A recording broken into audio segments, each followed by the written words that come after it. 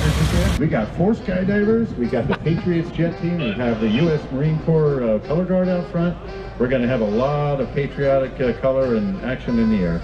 And that's just the opening ceremonies at 10 a.m. And from there, it's non-stop flying. Hang around and check it out.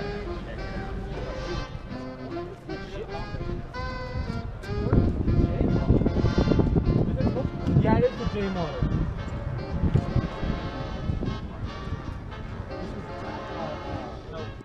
Welcome to Nevada County Airfest 2015. It's the first weekend in July after the 4th. We only do this once every 2 years because it's such a big deal here at the airport. This year we've got this B-25 on display. Old Glory, B-25J. Let's go look at some old airplanes. We'll start with some antiques over here. Get your t-shirts right here. We got this year's t-shirt, 15, great. Oh, it's pretty early, Johnny, hard to be hanging around the Lazy Dog ice cream booth already. I heard you were trying to quit. Get your pancake breakfast. A lot of the pilots and crews here already.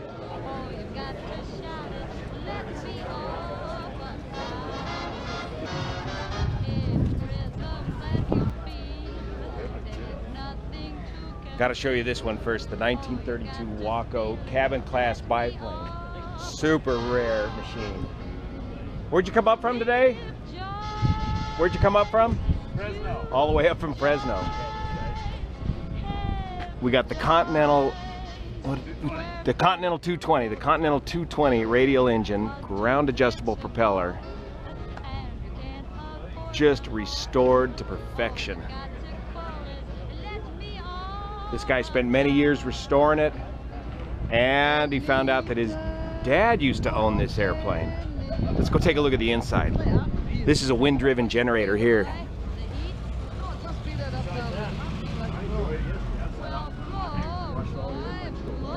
See us fly over? No, you got great man. 4 ailerons. Look at this. He let me climb up here to take a look. Just beautiful. Look at the sunscreen there.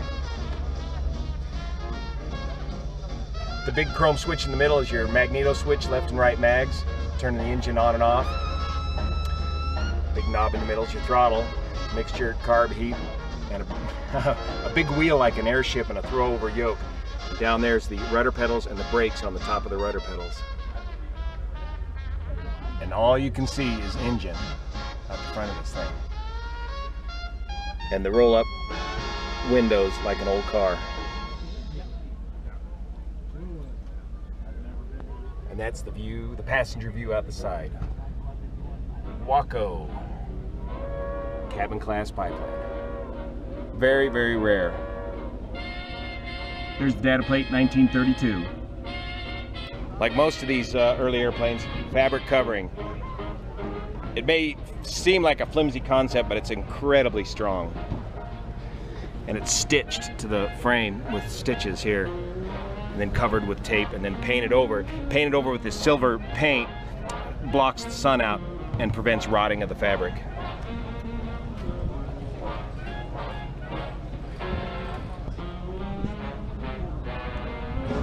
Corrugated aluminum gives a little stiffness.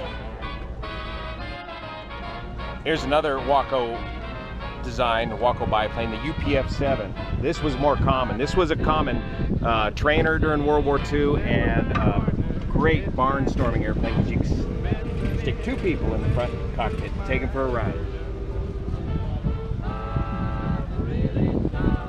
And again, with the 4 aileron design of the Waco, makes it a nice flying design and great for aerobatics. Big graceful aerobatics. Another Continental 220 radial engine. Outside of the cowling, you can get a better look.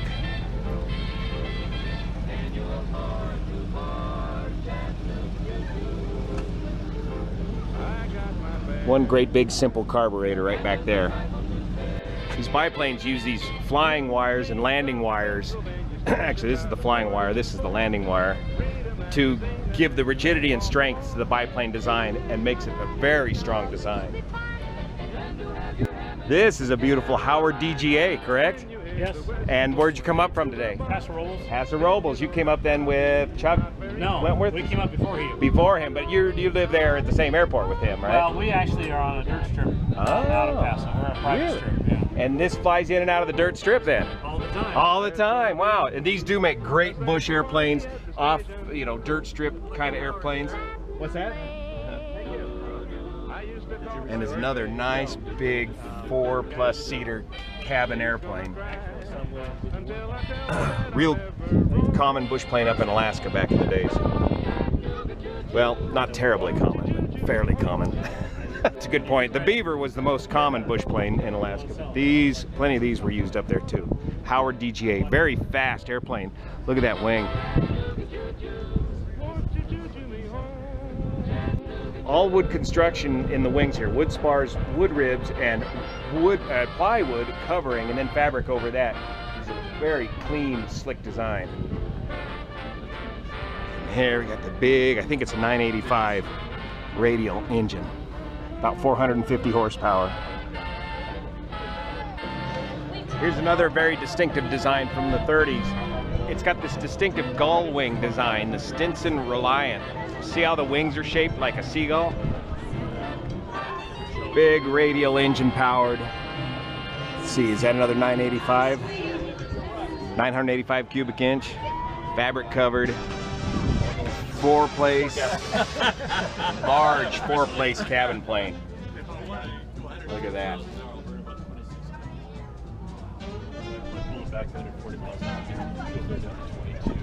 26 gallons per hour if you're stepping on it. Yeah. And what's your best economy roughly? 22, 21. And what kind of speed do you see And there? I've got 138 to 140 miles an hour. That's burning some gas. Back when gas was cheap. Yeah, I burned some oil. Oh yeah, Actually, yeah. I'm losing it. I gotta go in for an annual this next month. I'm gonna get some of the oil leaks fixed. And you measure your oil by the gallon on this run, not the quart. You had gallons. Yeah. What are you doing, Christy? Two beautiful Luscoms, my favorite, and Pete's favorite too. This one won Reserve Grand Champion, a local Grass Valley airplane. Won Reserve Grand Champion at the local Luscombe Fly-In in Columbia, California. And this one won Best Luscombe 8A. Just getting it freshly restored. Doug Johnson here in town. Look at that polish.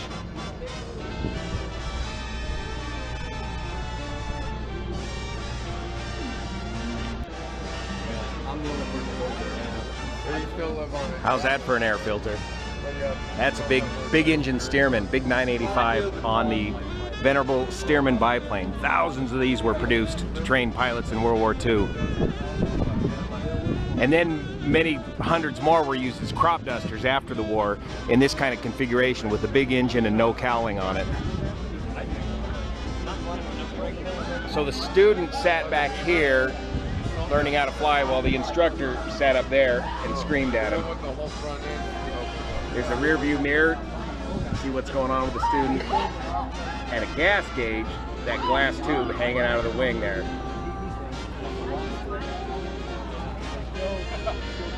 Big box kite of a biplane. Great trainer because it's kind of hard to handle. Fabric covered. Look at that red.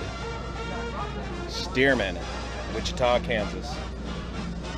This is the Cessna Bird Dog aircraft used extensively during the Vietnam War as a forward air controller. You would fly and control the air assets, air-to-ground assets from this aircraft.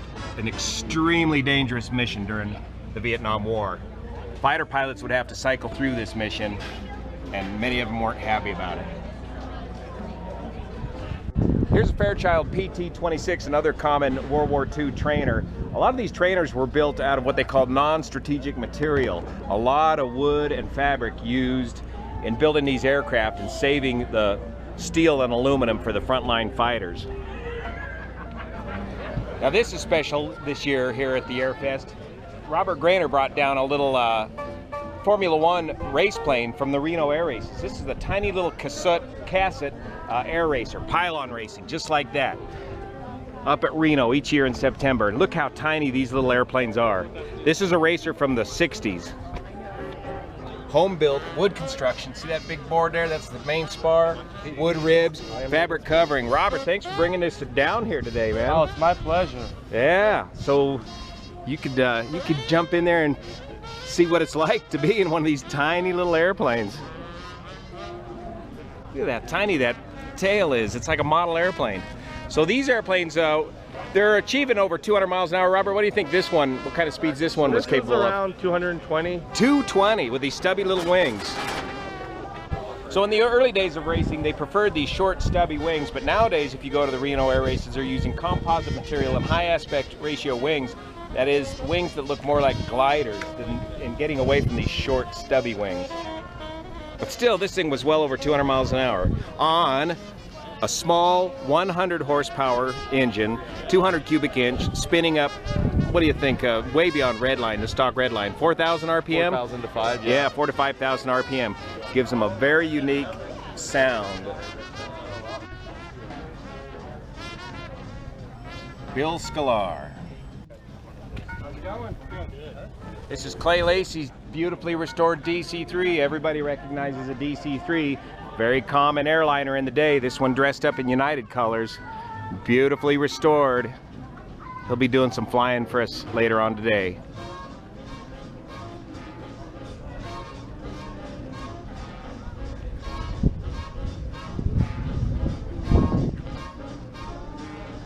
And I hear the inside of this thing is just immaculate.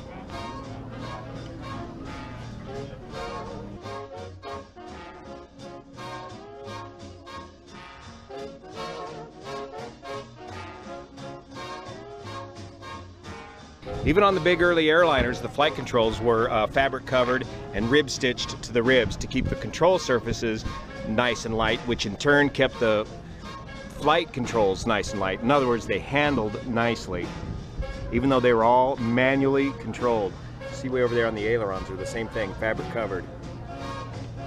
Lots of intricate compound curved designs in these aluminum aircraft. Required a lot of good sheet metal skill to produce. The cool thing about bringing your own DC-3 to the air show is lots of shade. It's the shade venue for the entire show. It's like an aluminum overcast. Here's everybody's favorite, the P-51D, up from Stockton. Polish, polish, polish. Keep that prop shiny. Where's my Pete? Yeah, we gotta get Pete out here. Comfortably numb. Of course, the most famous air superiority fighter from World War II. Note the black and white stripes on there. That's invasion stripes for D-Day. All the Allied aircraft were painted with the invasion stripes to avoid confusion with enemy aircraft on the big D-Day invasion. 3 50 caliber guns on each side of the wings. You're one of the owners of this airplane, correct? Yeah. So tell us about the story of Comfortably Numb. It used to be called G-Ster. It was in a museum over at Duxford in England. Okay. And it was owned by David Gilmour, lead singer of Pink Floyd. Wow, that's where you get the name. Really? And he wanted to keep the originality of David Gilmour owning it, so he toyed around with a couple of different ideas, and he came up with Comfortably Numb. Nice. After David Gilmour had flown in the airplane, he felt comfortably numb. So that's where we get that song about learning to fly and all that. So he was an avid flier. He loved to fly. Did he solo in this? Yes, he did fly. Really? Yeah. On his own, huh? Yeah, Wow. yeah, he loved to fly, and so when Terry brought it home, he wanted to keep that memory of David Gilmour owning the airplane. Wow, that's a great story. I didn't know that. Oh, that'll give us lots to talk about today. Yeah, thanks. Very cool. Lives in Stockton today. Beautiful restoration. P-51D. Smooth laminar flow wings gave this aircraft the range and capability that it needed to defend the bombers in World War II. That big scoop on the bottom of the P-51 is a very distinctive feature. That's how you can tell you're looking at a P-51. That's for the radiator for the liquid-cooled Allison V12 engine. And this big door out the back is is the exhaust for that radiator. So it opens and closes as you need it for heating and cooling the engine. Matching shirts from the same thrift store. Yeah, we love the Salvation Army. So did you hear this? It's picture time with my friend George Patrick Giard, longtime airplane owners and purveyors of mayhem here at the airport. You tell him, JB. Yeah. Steve Couch's P-51H, a very rare H model Mustang, and you can tell it's the H model from the big tail. This was kind of a post-war Mustang, or right at the end of the war. This was the last of the line, the end of the line for the Mustangs. Here's Pete's favorite airplane, Skipper, he calls it, from the movie Planes. A genuine chance spot F4U Corsair with a Pratt & Whitney 2800 radial engine, the distinctive bent wings, you just can't miss it. Huge single engine fighter.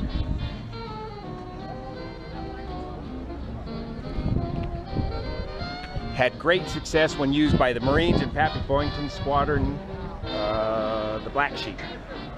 Again, 650 caliber machine guns and room for armament on the bottom of the wings.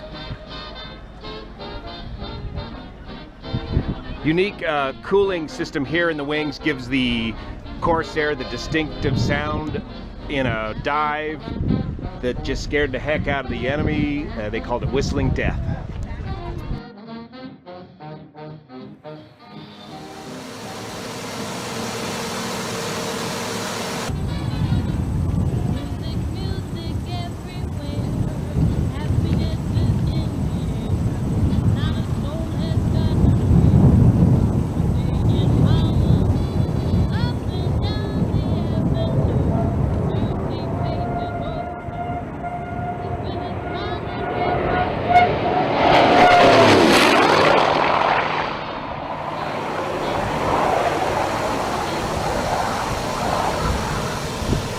Diameter of this prop on the 2800, I think it's 17 feet, necessitated this odd wing design, as they initially designed this to be a carrier-borne aircraft. So in order to get the strength out of the landing gear and clear the prop at the same time, they had to design that bent wing. And then they found out it was too damn hard to fly off a carrier initially, using their old carrier tactics, until the British picked it up and kind of retrained everybody how to fly the pattern onto a carrier into a short turning steep pattern so that you can see the carrier. Out of this airplane, all you can see is engine.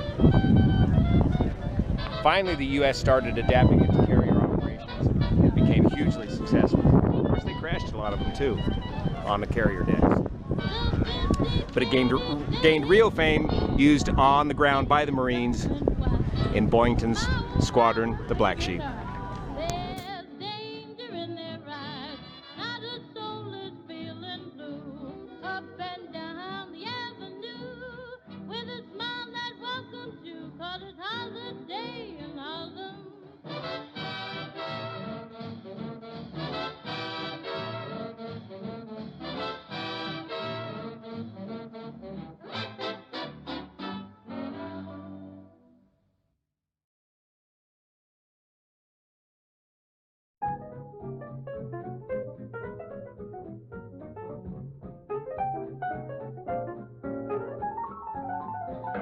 Hawker Sea Fury out of Ione, California, Dennis Sanders. Here's Corey Wells, Reno Air Race pilot and racer, flying Argonaut for us today. Hawker Sea Fury is a British aircraft. Right after World War II, these things came out, or right towards the end of World War II, right? Is that correct? That's correct. All right. Originally came with an engine called a Bristol Centaurus, very rare sleeve valve engine. Most of them have been converted over to, this is a 2800 conversion. 2800, right. One thing that Corey's going to be doing for us today is this unique smoke demonstration that's really going to demonstrate the power of wingtip vortices off of the wingtips of these aircraft, and it makes it a tremendous display. Getting her all cleaned up for the show.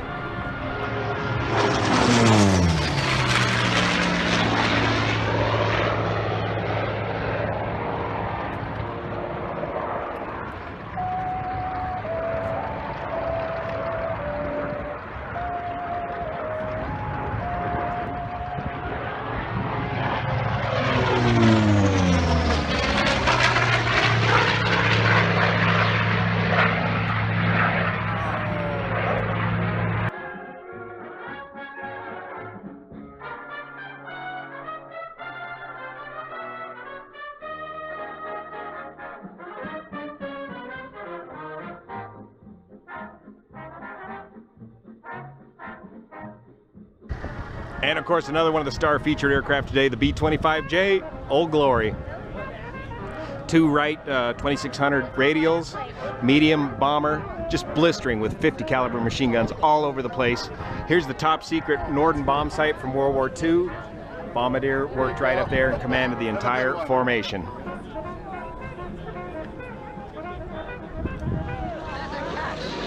A catch, sure, catch-22. Anyone who wants to get out of combat isn't really crazy, so I can't ground him.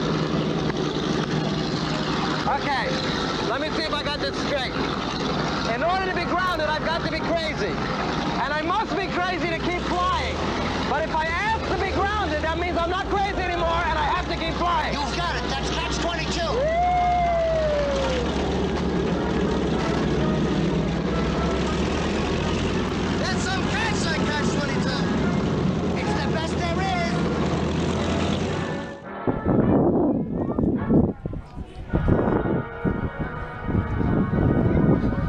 Pilots and crew had to climb through this little door here.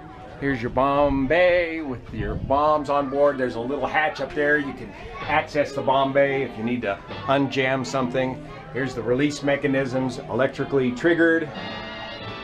And the crew in the back of the aircraft had to access through this door back here. Waist gunners, tail gunners, a very large crew to operate this airplane.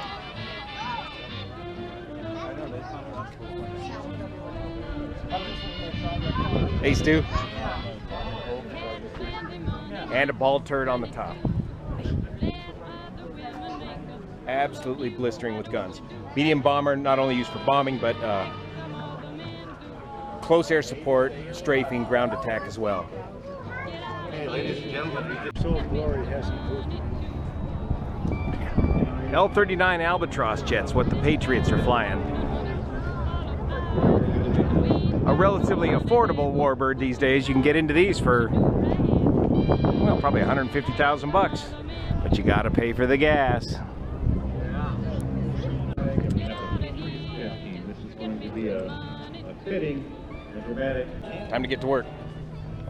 Now, when Juan and I were kids, everything here was like B-25, B-17, F-7F, PBYs. We're talking the old World War II bombers. That's how we got our start in aviation and became so interested in aviation. Is all this activity was happening right in our backyard. We just pedal on our bicycles up here to the airport and come up and check it out. It was an amazing operation watching all these old airplanes fly during fire season. There they are. Give them a big round of applause. Your Patriot jet pilots. Randy Howell and Dean Wilbur Wright.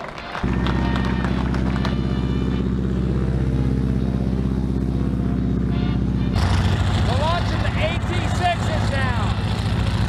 The advanced trainers. Big, loud trainers.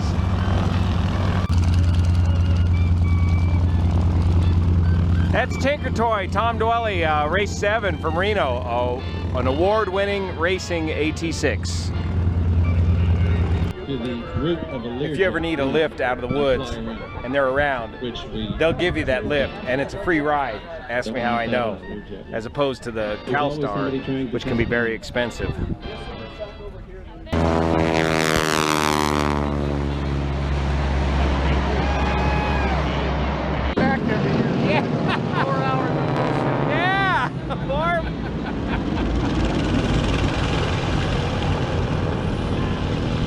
That looks good. Here's the OB-10 Bronco, the AirCal spotter plane. Not forget it. Vietnam era observation plane. Well, there's going to be more about that later. Real tall seats, specifically designed for aerial observation. Makes a great platform for firefighting. No longer any ejection seats in there like there once were. Here's the S2T tankers, our own tankers, Tanker 8.9 and 8.8, right here at Nevada County Airport. Converted from radial engines to turbo props with 1,000 gallons of fire retardant capability. Based up here all summer long. How's that for an exhaust pipe? Here's where they load the retardant up into, using these hoses here from some tanks that are located right back there where they mix the retardant.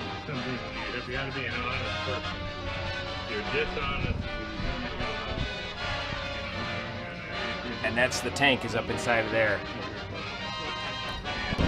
And our new union photographer, say hi!